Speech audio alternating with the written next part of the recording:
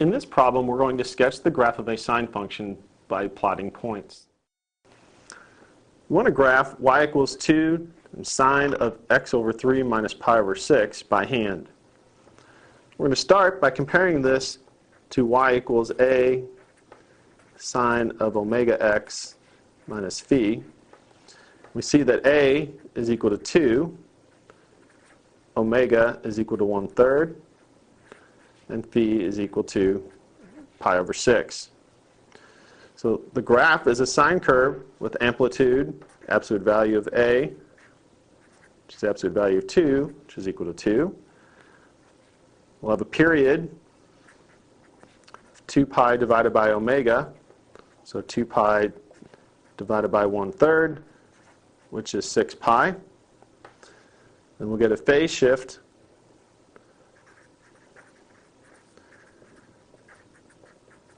of phi over omega, so pi over 6 divided by 1/3, which is equal to pi over 2. So we've got an amplitude of 2, a period of 6 pi, and a phase shift of pi over 2. Go ahead and look at a graph. We know that the graph of our function will lie between -2 and 2 because we had an amplitude of 2. One period will begin at x equal to phi over omega, which is pi over 2, and it will end at x equal to 2 pi over omega plus phi over omega, which is 13 pi over 2. So we're going to look at one period over the interval pi over 2 to 13 pi over 2. We're going to divide that interval up into 4 sub-intervals that each have length 3 pi over 2. So we'll start at pi over 2. Each of these tick marks represents pi, so each intermittent mark will be pi over 2. So we'll start here at pi over 2. Each of the sub-intervals will have length 3 pi over 2. So we'll mark off 2 pi, 3 pi over 2 is 1, 2, 3 pi over 2, and one more, 1, 2, 3 pi over 2. So here we have 13 pi over 2, started at pi over 2. We'll have 5 key points for our graph.